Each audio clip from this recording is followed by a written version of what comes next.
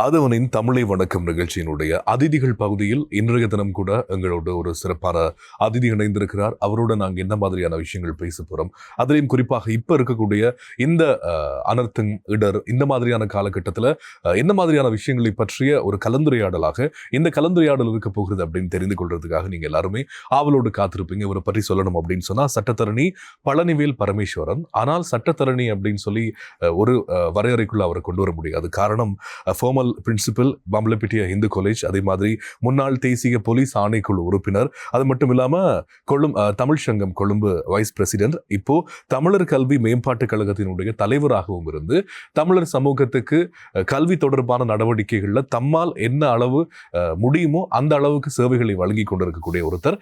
அவரோட நிறைய விஷயங்கள் பேச போறோம் அப்படின்னு நினைக்கும் போது எனக்கும் ரொம்ப சந்தோஷமா இருக்கு. வணக்கம். வணக்கம்.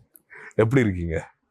நல்லா இருக்கு. இன்றைய உண்மையில ஒரு நல்ல வரவேற்பு, நல்ல ஒரு நிகழ்வுக்கு நான் வருகை தந்திரதற்கு மகிழ்ச்சி அடைகின்றேன்.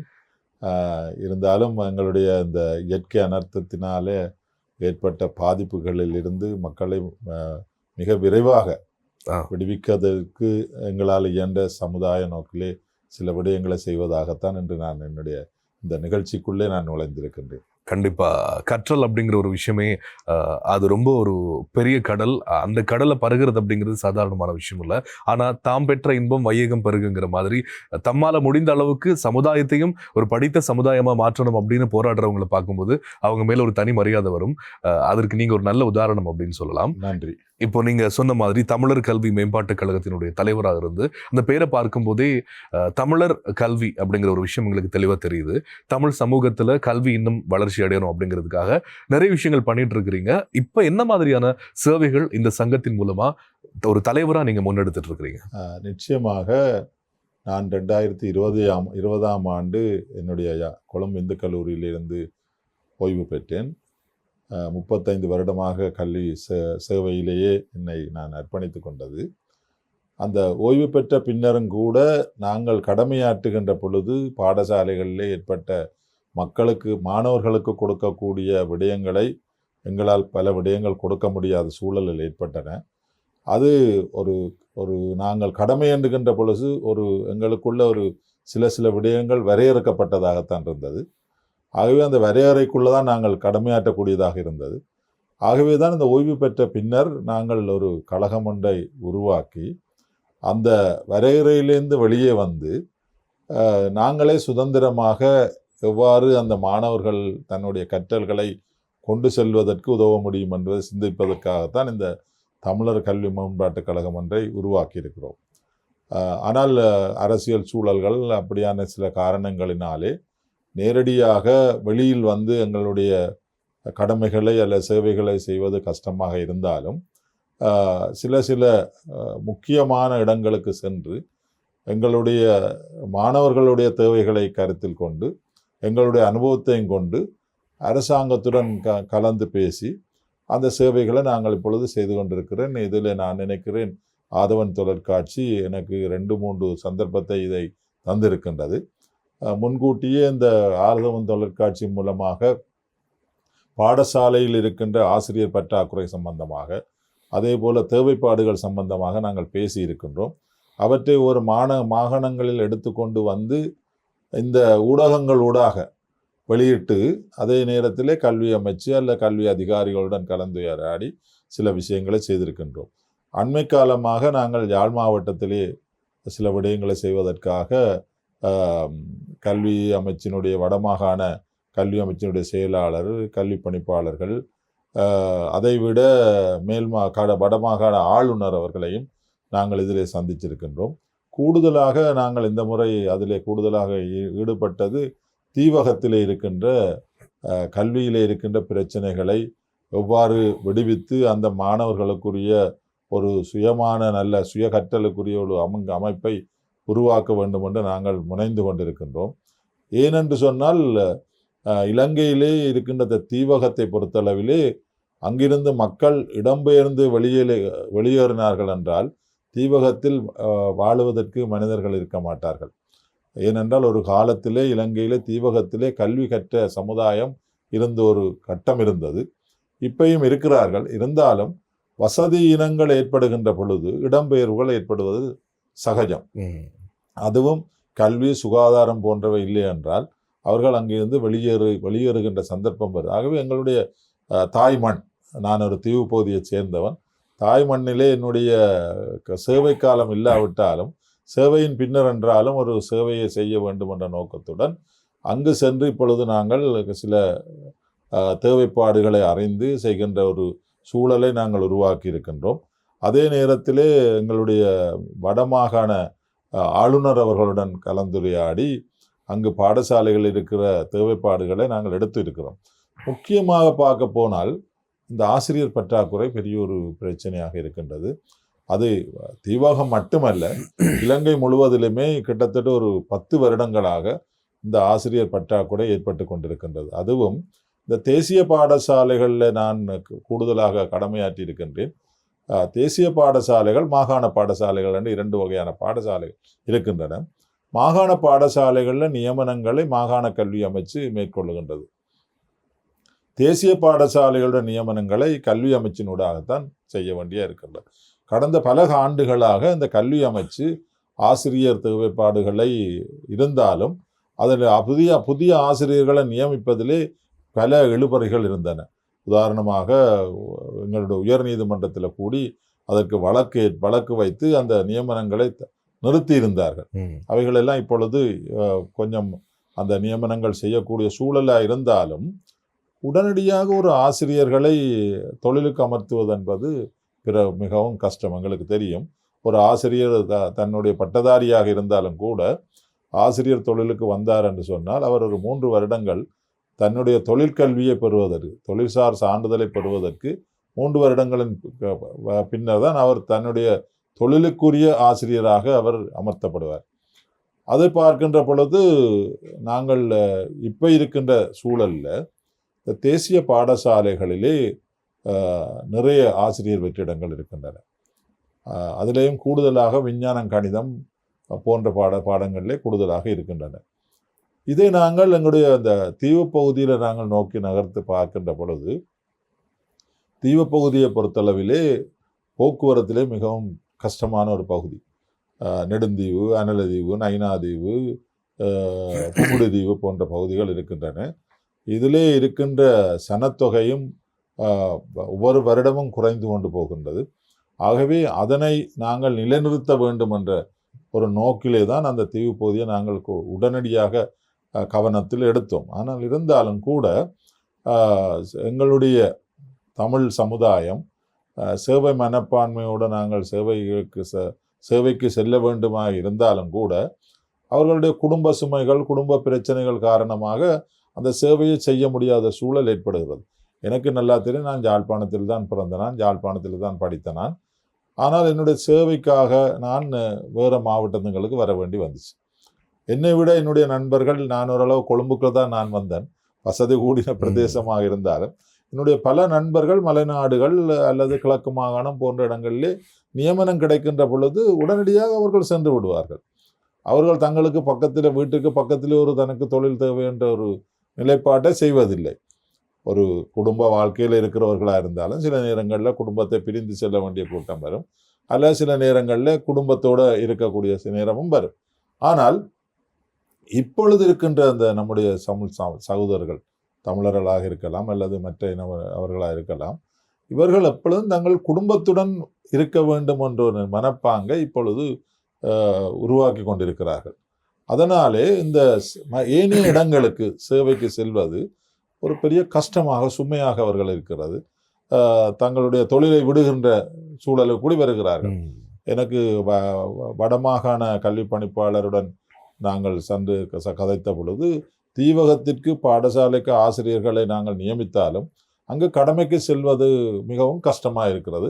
அவர்கள் கடமை வேணுமென்றால் அந்த ஆசிரியர் தொழிலிலிருந்து அவர்கள் இல்லாமல் போகிறார்கள். ஆகவே அந்த இடத்துக்கு செல்வதற்கு பெரிய கஷ்டமான சூழலில் தான் நாங்கள் ஆசிரியர்களை அனுப்பி வைக்கிறோம் என்று சொல்கிறார்.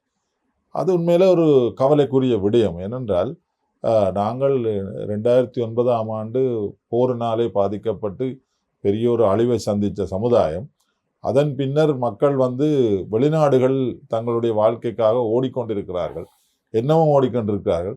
ஆகவே இந்த மண் எம்மை வளர்த்த மண்ணுக்கு நாங்கள் சேவை செய்வது என்பது எங்களுக்கு இருக்கிற கஷ்டங்களை எல்லாரையும் ஒரு பக்கத்தில் தள்ளி வைத்து விட்டு நாங்களாகத்தான் போய் கடமை செய்ய வேண்டிய ஒரு பொறுப்பு இருக்கிறது. எங்களுக்கு இடர்பாடுகள் இருந்தாலும். ஆகவே இந்த ஆசிரியர் தொழிலை செய்வதென்பது ஒரு உண்மையில இறைவனாலே கொடுக்கப்பட்ட ஒரு பெரிய ஒரு கிஃப்ட் எங்களுக்கு. இந்த விஷயத்தை செய்கிறதுக்கு அந்த மனப்பாங்குகள் எல்லாம் மாற்றமடைய வேண்டும். இந்த சேவை எல்லாருக்கும் கிடைக்காது. அந்த சேவையை எங்களுக்கு ஏதோ இறைவன் தந்திருக்கிறான் என்று சொல்லி கஷ்டங்களால் இருந்தால் என்ன, குடும்பங்கள்லேருந்து பிரிந்து சென்றுதான் அந்த தொழிலை நாங்கள் செய்ய வேண்டுமாக இருந்தால் அதை நாங்கள் ஏற்றுக்கொண்டு சந்தோஷமாக அந்த இடங்களுக்கு சென்று பணியாற்ற வேண்டும். ஆனால் பார்க்கின்ற சூழலிலே அதிகாரிகளுடைய தகவல்கள் எங்களுக்கு கிடைக்கப்பட்டிருக்கின்றன. நாங்கள் என்னென்றால் சில அதிகாரிகளிடம் நாங்கள் போய் சில தகவலுக்கு கேட்ட பொழுது அவர் எங்களுக்கு தகவலை தர மறுத்தார்கள். ஆகவே நாங்கள் இப்பொழுது தகவல் அறியும் சட்டத்தின் கீழ் என்னுடைய நிறுவனம் அவர்களுக்கு கடிதங்களை அனுப்பி அவர்களிடம் சில பதில்களை பெற்றிருக்கிறது. அதை பார்க்கின்ற பொழுது மிகவும் கவலையாக இருக்கிறது. 3 வருடங்கள் 4 வருடங்கள் ஒரு பாடசாலையிலே பாடத்துக்குரிய ஆசிரியர்கள் இல்லை என்றால் அது அதிகாரிகள் தங்களால் தர முடியாதென்று ஒரு கடிதத்தை அனுப்புகிறார்கள் என்று சொன்னால் மிகவும் கவலையாக இருக்கும். ஆமாம் ஆமாம். மிக அண்மையாக நேற்று எனக்கு வேலணை கல்வி பணிப்பாளர் அறிவித்திருக்கிறார், தகவல் அறியும் சட்டத்தின் ஊடாக தீவக வலயத்திலே இஸ்லாம் படிப்புக்கிறதுக்கு ஆசிரியர்கள் இல்லை. அந்த தீவக வலயத்தில் ஆசிரியர் இல்லை என்று ஒரு பணிப்பாளர் எங்களுக்கு தாரார் என்று சொன்னால் அங்கே இதை நாங்கள் செய்ய முடியும். ஆகவே இது நான் என்னுடைய இந்த நேர்காணலில் இந்த வடமாகாண கல்வி அமைச்சுக்கு ஒரு செய்தியை நாங்கள் கொடுக்க முடியும். நான் அங்கே குறைபாடுகளை தூக்கி கொண்டு வர்றதுக்கு விரும்ப இல்லை. ஆனால் இவற்றை செய்வதற்குரிய தகுதிகளும் அல்லது செய்வதற்குரிய அதிகாரங்கள் எங்களிடம் இல்லையா, அல்லது நாங்கள் செய்யாமல் நாங்கள் இதை வீணடித்து கொண்டு காலத்தை போக்கி கொண்டிருக்கிறோமா என்பதை சிந்திக்க வேண்டும். யாரையும் குறை கூறுவதிலே நான் விரும்ப இல்லை. உங்களால் செய்ய முடியாத ஒரு நிலை வருது என்று சொன்னால் அது என்ன, நாங்களும் 35 வருடங்களாக சேவை ஆற்றியவர்கள், ஓரளவு பெர்சன்டேஜ் எங்களுக்கு முடியாமல் இருக்கலாம், ஆனால் முழுமையாக முடியாதென்று நாங்கள் அந்த பதவிகளை தக்க வைத்து கொண்டிருப்பது அவ்வளவு சிறந்ததாக நான் கருதவில்லை. என்னால் முடியும் என்ற ஒரு ஆர்வத்தை எடுத்துக்கொண்டு தான் நான் போகிறேன். ஆகவே அந்த தீவக வலய கல்வி பணிப்பாளர் எனக்கு அனுப்பிய கடிதத்திலே தீவு பகுதியில் இருக்கின்ற இடத்திலே இஸ்லாம் பாடத்தை கற்பிப்பதற்கு ஆசிரியர்கள் இல்லை என்று ஒரு எழுத்து மூலமாக தந்திருக்கிறார். இது ஒரு பாடம் மட்டும்தான். ஏனைய பாடங்கள்லேயும் இந்த பிரச்சனைகள் இருக்கிறது. நாங்கள் ஒரு டிஸ்கஷன் ஒன்றை செய்த நாங்கள் வடமாகாண ஆளுநரிடம் அதே போல கல்வி அமைச்சின் செயலாளர் செய்கின்ற பொழுது அவர்கள் சொன்னவர்கள் வலய கல்வி பணிப்பாளர்களுக்கு சகல அதிகாரங்களும் கொடுத்திருக்கிறது, ஆசிரியர் பற்றாக்குறையை அவர்கள் தாங்கள் தீர்த்து வைக்கணும். ஆனால் அந்த வலய கல்வி பணிப்பாளர் கடிதம் பார்க்க அவர்களுக்கு ஆசிரியர் நியமனம் செய்ய முடியாது. நியமனம் செய்வது கல்வி அமைச்சு, மாகாண கல்வி அமைச்சு, மற்ற எங்களோட சென்ட்ரல் கவர்மெண்ட், இந்த 2 தான் செய்யலாம். ஆகவே இதுவரைக்கும் அந்த தீவகத்திலே ஒரு இஸ்லாம் ஆசிரியர்களை நியமிக்கிற தவறியதை மிகவும் மனவருத்தத்துடன் நான் இந்த இடத்துல கூறிக்கொள்ள விரும்புகிறேன். இஸ்லாம் ஆசிரியர்கள் மட்டுமல்ல, இணையம் இருக்கின்றன. ஆனால் குறிப்பாக 5 பாடங்களிலே முக்கியமான பாடமாக இருக்கிறது சமயம். ஆமாம், சமயம், தமிழ், கணிதம், ஆங்கிலம், விஞ்ஞானம் பாடங்கள் இருக்கின்றன. இந்த பாடங்களில் அந்த பாடசாலைகளில் அந்த ஆசிரியர்கள் இல்லை என்றால் அந்த மாணவர்கள் இதுவரையும் உண்மையில சட்ட ரீதியான நடவடிக்கை கூடி சென்றிருக்க வேணும். இப்போ நாங்கள் அடுத்த கட்டம் அப்படிதான் போக வேண்டியிருக்கும். ஏன்னால் அவனுக்கு 5 வருடங்களா 10 வருடங்களாக கற்பதற்குரிய வசதிகளையும் கற்பதற்குரிய ஆசிரியரும் தராத பொறுப்பு கல்வி அமைச்சுக்கு இருக்கு. ஆனா இப்ப அந்த சட்ட நடவடிக்கைகளுக்கெல்லாம் போறதுக்கு முன்னாடி இந்த ஒரு விஷயம் இப்ப நார்மலைஸ் ஆகிட்டு அப்படியே தனியார் வகுப்புகள் பக்கம் அந்த வியாபாரம் அதிகப்படுற மாதிரி. ஆமா, நிச்சயமா. நீங்க சொல்ற விஷயம் என்னென்றால், எங்கேயோ ஒரு இடத்துல கிடைக்கல என்றால், இலவசமாக கிடைக்க வேண்டிய விஷயம் கிடைக்கல என்ற உடனே அதை பெறுவதற்காக பணத்தை கொடுத்து வெளியே போக வேண்டிய நிலை தான் ஏற்படுது. ஆகவே தனியார் கல்வி நிறுவனங்கள் தங்களுடைய தொழில் ரீதியாக இந்த மக்களுக்கு தங்களுடைய தொழில் ரீதியாக அவர்கள் செய்கிறார்கள். அதை நாங்கள் வளர்த்து விடுகிறோம். இப்படிப்பட்ட விஷயங்கள் மூலமாக நாங்கள் வளர்த்து விடுகிறோம் என்று தான் நான் கூற முடியும். எனவே தான் நான் பார்க்கிறேன், இது நான் இப்போ தற்பொழுது அந்த தீவகம் மட்டுப்படுத்தி பேசின காரணம் அங்கிருந்து நான் என்னுடைய தகவலை பெற்றுக்கொள்வதற்காக.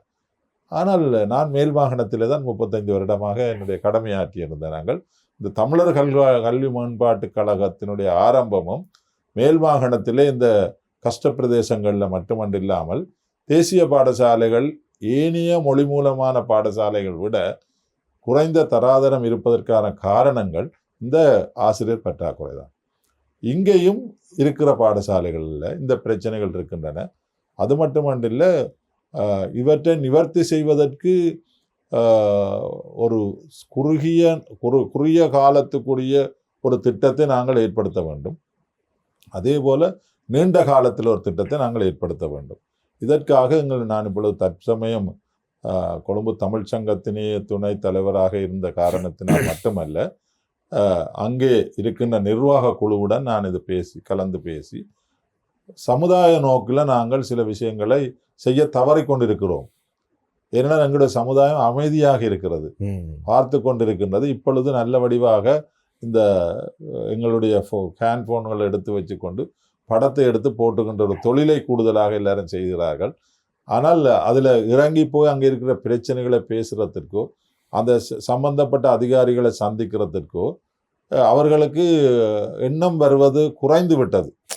எங்களை பொறுத்தளவிலே புத்திஜீவிகள் நிறைந்த ஒரு நாடு எங்களோட தமிழ் சமுதாயம், அப்படியான ஒரு நாடு. ஆகவே நாங்கள் இந்த மௌனமாக போய்கொண்டிருக்கின்ற பொழுது எவ்வாறு நாங்கள் எங்களுடைய சகோதரர்களை, எங்களுடைய பிள்ளைகளை, குழந்தைகளை நாங்கள் எவ்வாறு அதன் பால் கொண்டு செல்ல வேண்டிய ஒரு பெரிய பொறுப்பு எங்களுக்கு இருக்கின்ற பகுதியில் நாங்கள் தமிழ் சங்கத்திலே மிக விரைவாக மிக அமைதியான முறையிலே நாங்கள் அதை அணுகி கல்வி அமைச்சுக்கு நாங்கள் ஒரு கடிதத்தை அனுப்பினாங்கள் அவர்களுடன் ஒரு கலந்துரையாடலை ஏற்படுத்துவதற்கு.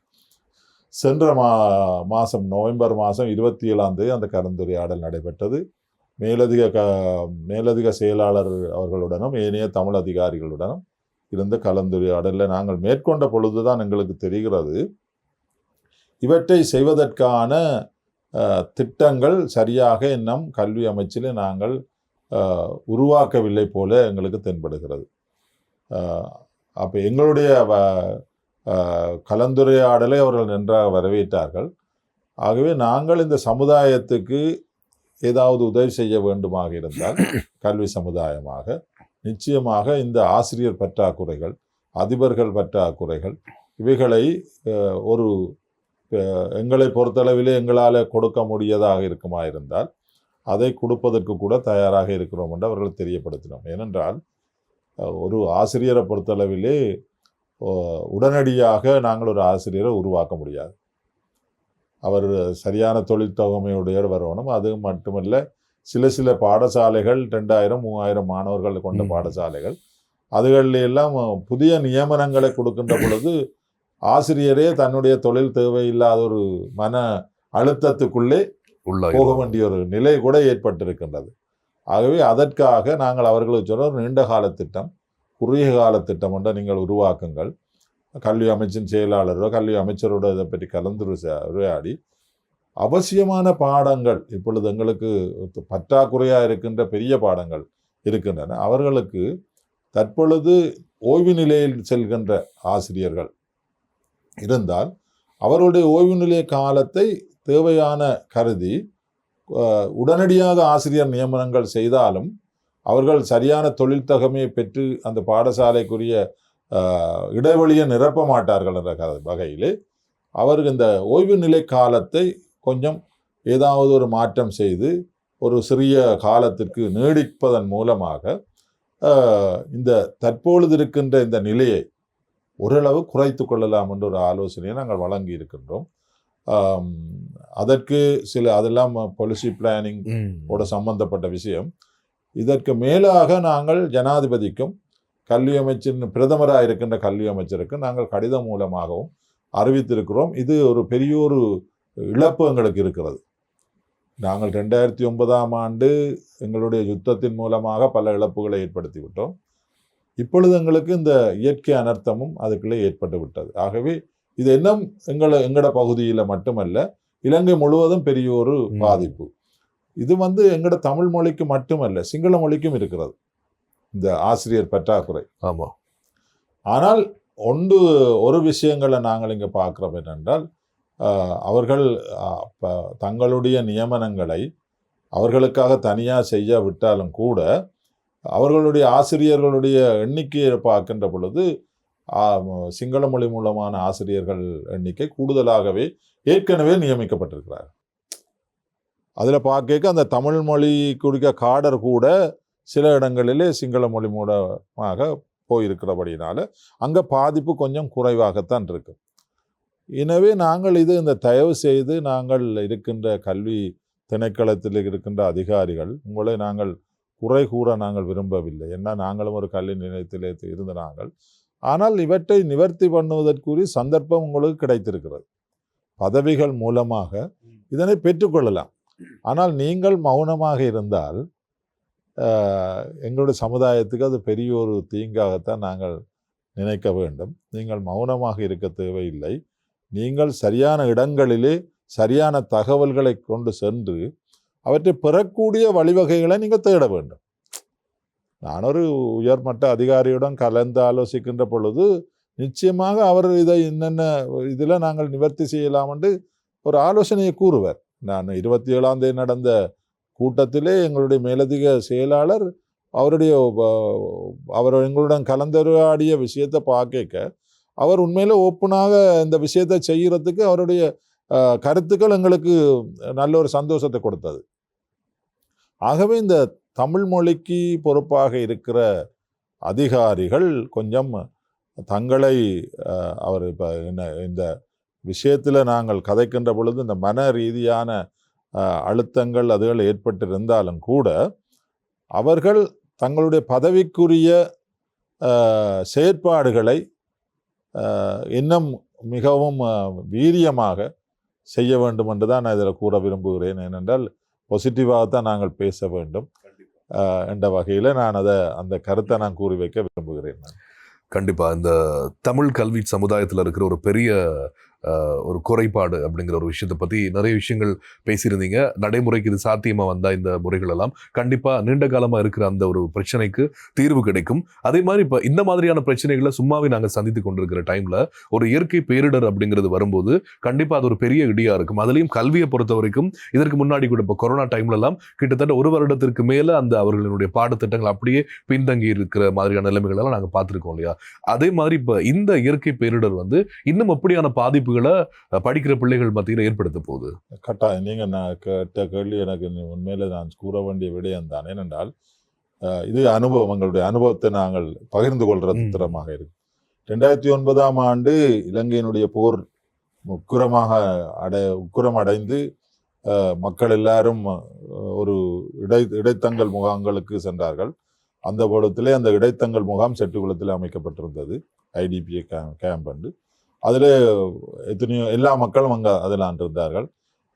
எனக்கு ஒரு ஆண்டவினாலே ஒரு பதிவு அதுக்கு எனக்கு கடமையாற்றுவதற்கு ஒரு சந்தர்ப்பம் கிடைச்சது. கல்வி அமைச்சு ஒரு இணைப்பு அதிகாரியாக என்னை நியமித்து அங்கே இருக்கிற கேம்பு இல்லை சகல பாடசாலைகள் 9 பாடசாலைகள் உருவாகின 9 கேம்புகள் இருந்தன. அவற்றுக்கெல்லாம் ஒரு பொறுப்பதிகாரியாக என்னை நியமித்தார்கள்.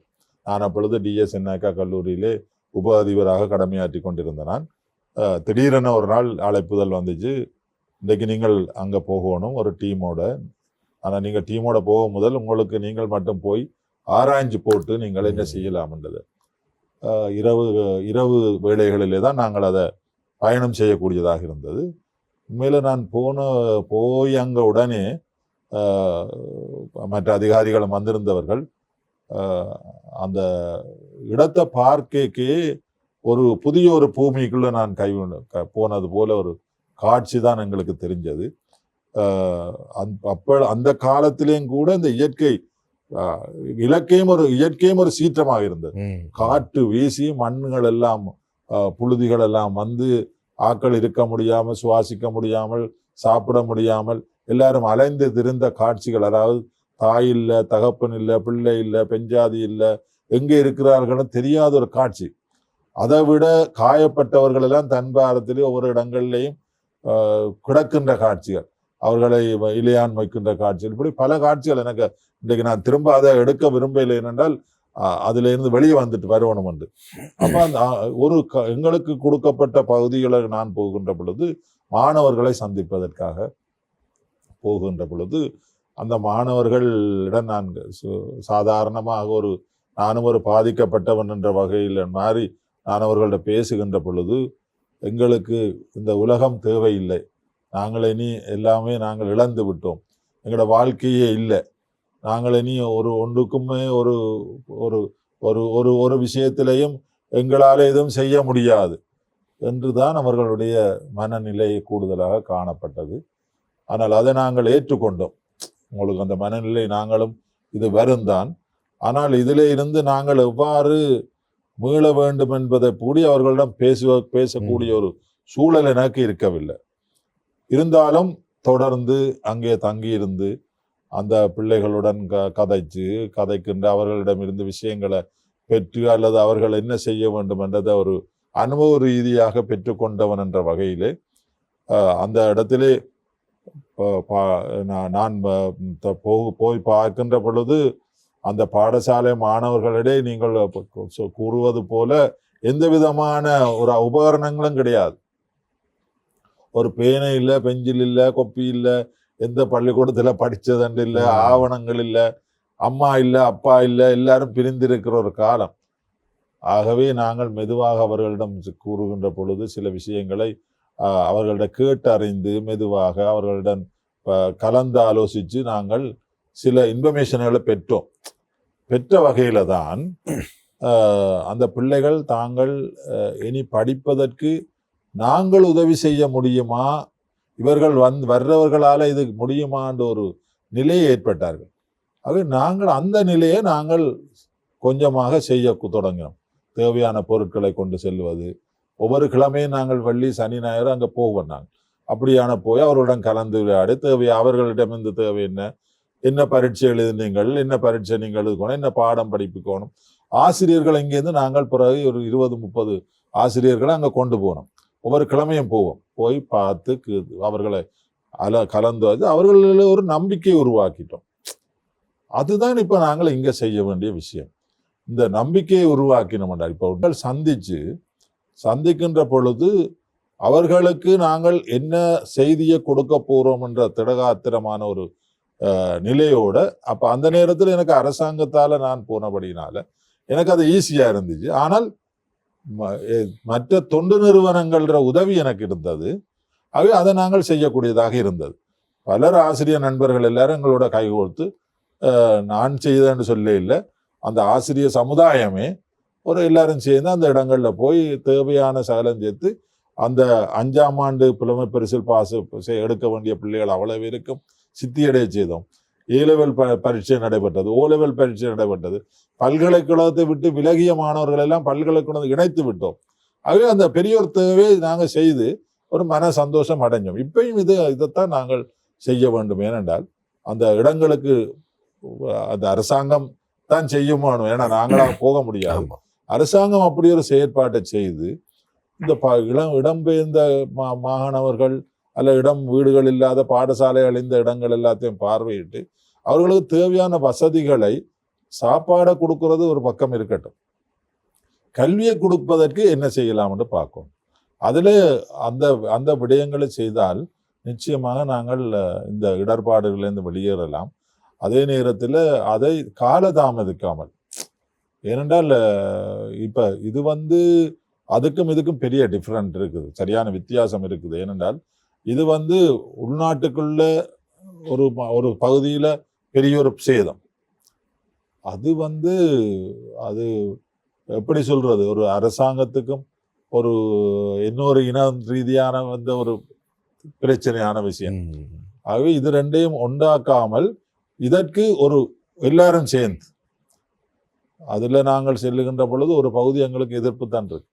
இது எல்லாரும் சேர்ந்து நாங்கள் இந்த விஷயத்துல இணைந்தோம் என்றால் அரசாங்கம் தன்னுடைய கைகளை சரியான முறையில கொண்டு செல்லுமாக இருந்தால் நிச்சயமாக இதை மிக விரைவாக நாங்கள் இதிலிருந்து மீண்டலாம். நாங்கள் இந்த எங்களோட கோவிட்ல கூடி எங்களோட ஹிந்து காலேஜில் முதல் ஸ்டார்ட் பண்ணினது ஆன்லைன் கோர்ஸ், ஆன்லைன்ல படிப்பிக்கிற பள்ளிக்கூடத்தை ஸ்டார்ட் பண்ணினா எங்களுடைய பாடசாலை ஆசிரியர்கள். ஆகவே அது செய்யலாம். அதை நாங்கள் செய்வதற்கு நிச்சயமாக நாங்கள் இந்த கல்வி அமைச்சுக்கு உதவ தயாராகத்தான் இருக்கிறோம். நாங்கள் கண்டிப்பா ஆரம்பத்துல இருந்தே நிறைய விஷயங்கள் நீங்க சொல்லியிருந்தீங்க. இப்ப கல்வித்துறை தொடர்பா இருக்கிற பிரச்சனைகளையும் இது பற்றி நாங்க நிறைய விஷயம் தொடர்ந்து பேசலாம். ஆனா எங்களுக்கு அதுக்குரிய நேரம் போதாது. இருந்தாலும் நீங்க ஒரு நல்ல விஷயம் சொல்லியிருந்தீங்க. இப்ப இருக்கிற மாணவர்களுக்கு நம்பிக்கையை கொடுத்தா போதும் அப்படின்னு சொல்லி நிறைய மாணவர்கள் கூட இப்ப நிகழ்ச்சியை பார்க்கலாம். இறுதியா அந்த நம்பிக்கை வார்த்தைகள் உங்கள்ட்ட இருந்து போனா இன்னும் நல்லா இருக்கும் இல்லையா? கடைசியா நீங்க என்ன சொல்ல விரும்புறீங்க அந்த மாணவர்களுக்கு? நிச்சயமாக இதெல்லாம் எங்களுக்கு ஒரு அனுபவம். மாணவர்களாக இருந்தாலும் கூட உங்களுக்கு ஒரு அனுபவமாகத்தான் அது கிடைச்சிருக்கிறது. இந்த அனுபவத்தை நாங்கள் வைத்துக்கொண்டு வாழ்க்கையில் எத்தனையோ விஷயங்கள் சாதிக்க போகிறோம். அந்த சாதனையாளராக நீங்கள் மாற வேண்டும். ஆகவே இதில் நாங்கள் சாதாரணமாக சொல்லலாம், மனதிலே உங்களுக்கு ஏற்பட்ட காயங்கள் இவைகளெல்லாவற்றையும் நிவர்த்தி செய்கிறதுக்கு மருந்து எங்களிடம் இல்லை, இறைவனிடம் தான் அந்த மருந்து இருக்கிறது. அதே போல நீங்கள் இதை உணரக்கூடிய ஒரு சூழலை உருவாக்க வேண்டும். உங்களுக்கு மற்றவர்கள், உங்களுடைய பெரியவர்களுடைய ஆலோசனைகளை நீங்கள் பெற்று, உங்களோட தாய் தந்தையர் இறந்திருந்தாலும் கூட அவர்கள் உங்களுடன் இருக்கிறார்கள். நாங்கள் எல்லாரும் ஒரு நாளைக்கு நாங்கள் எங்கேயோ ஒரு இடத்துக்கு போகத்தான் போகிறோம். ஆகவே அவர்களுக்கு இறைவன் கொடுத்த வரம் அதனுடன் முடிவடைந்தாலும் அந்த இறைவனிடம் நாங்கள் சென்று என்ன நாமல் கோயிலோ ஆலயங்களிலோ கேட்கிறோமோ அதை இப்பொழுது நமக்கு ஒரு தூதுவர்களாக நம்மிடமிருந்து பிரிந்து சென்றவர்கள் இருக்கிறார்கள். அவர்கள் நிச்சயமா அந்த ஆன்மா பீடேற்றம் கிடைச்சிருக்கும் அவர்களுக்கு. அந்த அந்த ஆத்மாக்களை நீங்கள் நினைத்து, உங்களுடைய யாரை இழந்தார்களோ அவர்கள் நினைத்து, என்ன நீங்கள் மற்றவர்களுக்கு இன்றைக்கு நீங்கள் மிகுதியாக நாங்கள் இருக்கிறது என்ன காரணம், இன்னும் மற்றவர்களுக்கு நாம் உதவ வேண்டும். அந்த உதவ வேண்டும் என்ற நிலையிலே நாங்கள் சிந்தனை செய்தோம் என்று சொன்னால், உதாரணமாக எனக்கு ஒரு நோய் ஏற்பட்டு விட்டால் அதே நோயில பாதிக்கப்பட்டவர்களுக்கு நான் உதவ வேண்டும். அப்பதான் எனக்கு நிம்மதி கிடைக்கும். அதே போல நீங்கள் இன்னும் பாதிக்கப்பட போறவர்களை நீங்கள் தான் காப்பாற்ற வேண்டியவர்கள். அந்த வகையிலே நிச்சயமாக நீங்கள் அந்த இதிலே இருந்து எவ்வாறு நீங்கள் அமைதியாக அதனை பார்த்து அதனை அறிந்து மனநிலையிலே இப்படியெல்லாம் நடந்திருந்தாலும் நாங்கள் இதிலேருந்து மீண்டு ஒரு சமுதாயத்துக்கு உதவ வேண்டும் என்ற செய்தியைத்தான் நான் கூறிக்கொள்ள விரும்புகிறேன். ஏன்னா அது எங்களுக்கு கட்டாயம் தேவைப்பாடாக இருக்கிறது கூறி, நிச்சயமாக இறைவனுக்கு நானும் உங்களுக்காக பிரார்த்தனை செய்கின்றோம். எங்களோட சமுதாயத்தையும் பிரார்த்தனை செய்யுமாறு அன்பாக கேட்டுக்கொள்ளுகின்றோம். இந்த குழந்தைகள் எல்லாம் மீண்டும் தங்களுடைய தெய்வ குழந்தைகளாக மலர வேண்டும் என்பது. நன்றி, ரொம்ப நன்றி. கண்டிப்பா உங்களை மாதிரி தீர்வுகளை நோக்கி பயணிக்கக்கூடிய கல்வித்துறை அதிகாரிகள் இன்னும் நிறைய வேணும் எங்களுக்கு. அதனால கல்வித்துறையில இன்னும் நிறைய சாதனைகள் நீங்க பண்ணணும். உங்களுடைய சேவைகள் மக்கள் மத்தியில கண்டிப்பா போய் சேரணும் அப்படின்னு சொல்லி ஆதவன் தொலைக்காட்சி சார்பாக எங்களுடைய வாழ்த்துக்களை நாங்க சொல்றோம். ரொம்ப நன்றி.